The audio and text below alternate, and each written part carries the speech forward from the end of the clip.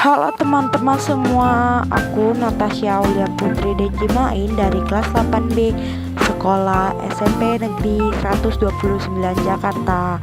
Hari ini aku akan membahas tentang pesawat sederhana, materinya tentang bidang miring. Yuk kita pelajari materi yang akan kita bahas.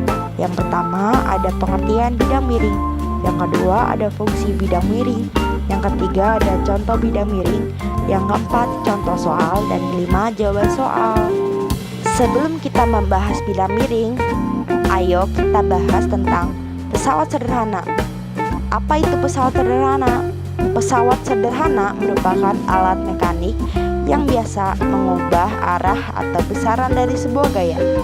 Peralatan sederhana yang biasa kita gunakan untuk mempermudah atau membantu manusia dalam melakukan kerja atau usaha kita sehari-hari. Jenis-jenis pesawat sederhana.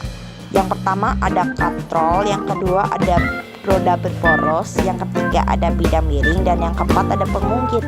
Hari ini kita akan membahas tentang bidang miring. Pengertian bidang miring. Bidang miring adalah pesawat sederhana yang berupa papan atau bidang yang dibuat miring. Tujuannya adalah untuk memperkecil usaha saat memindahkan beban yang berat, tapi gaya yang diperlukan menjadi lebih kecil. Semakin landai bidang miring, gaya yang diberikan semakin kecil. Sebaliknya, semakin curam bidang miring, gayanya semakin besar. Prinsip bidang miring adalah mengurangi jumlah usaha yang diperlukan untuk memindahkan benda dengan menambahkan jarak yang harus ditempuh. Fungsi bidang miring adalah untuk mempermudah pekerjaan manusia dengan cara mengurangi gaya, yang kedua meningkatkan jarak, yang ketiga mengubah arah gaya, dan yang keempat mengurangi jumlah usaha untuk memindahkan benda. Contoh-contoh bidang miring dalam kehidupan kita sehari-hari. Yang pertama ada jalan berkelok-kelok, yang kedua ada jalur landai untuk memuat dan menurunkan barang di truk, yang ketiga ada jalur landai untuk kursi roda, yang keempat ada tangga, dan yang kelima ada obeng. Contoh soal bidang miring.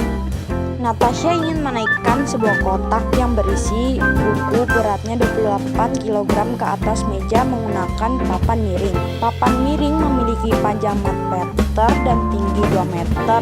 Jika gravitasi 10 m/s², berapakah gaya yang dibutuhkan Natasha untuk mengangkat kotak tersebut? Jawaban soal. Keterangan: berat benda W, panjang bidang miring S, tinggi bidang miring H, dan gaya yang diberikan F. Diketahui W sama dengan 28 kg, S sama dengan 4 meter, H sama dengan 2 meter. Ditanya gaya dan burung F. Hitung gaya berat. W sama dengan M kali G.